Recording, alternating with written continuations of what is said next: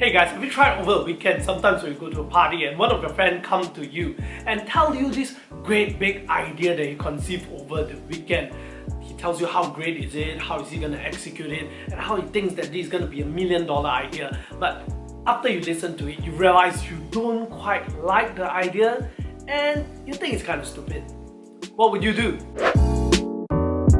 Recently I listened to this podcast by a venture capitalist. One thing that he mentioned is that he never tells people that he doesn't like their idea. There's this guy called Paul Graham. He's the founder of Combinator, one of the most successful incubators around, who currently right now in their portfolio has more than 90 companies who's over 100 million in valuation, and they have a couple of companies under them that are more than 1 billion in valuation. This founder actually said that he never tells people that he doesn't like their idea, and he doesn't tell founders that their idea is stupid or he thinks that it may not work. Why does he do that? It is not because to protect the ego of the founders. It is also not so that he looks like a nicer guy, to be a Mr. Nice Guy in front of everyone. He said that instead of approaching that in a manner where telling them I don't like the idea, he tried to think about how I can help them to make their idea work. He will start giving suggestions, or he will start asking questions to help the person to find a solution to make that idea work for them.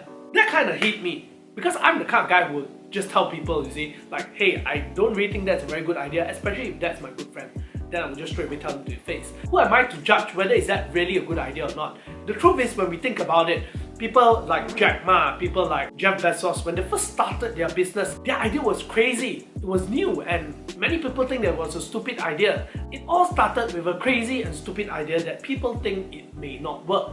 But in the end, it worked and became $1 million idea. Who am I to judge? I may be telling $1 million idea that it's a stupid idea. Instead of telling the guy that it's not a good idea and I don't really like it, try to help the guy to think about how to make his idea work. When Jack Ma first pitched his idea, people thought it was a stupid idea, and when he pitched it to them, the people actually walked off from those ideas. And imagine how much money they lose today if they would have stayed there.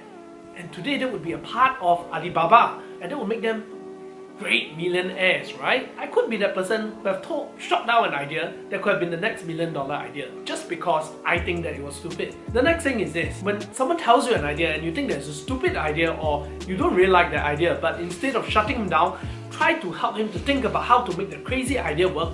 Now, there's only two outcomes to that. Number one, the idea is too stupid and it can't work.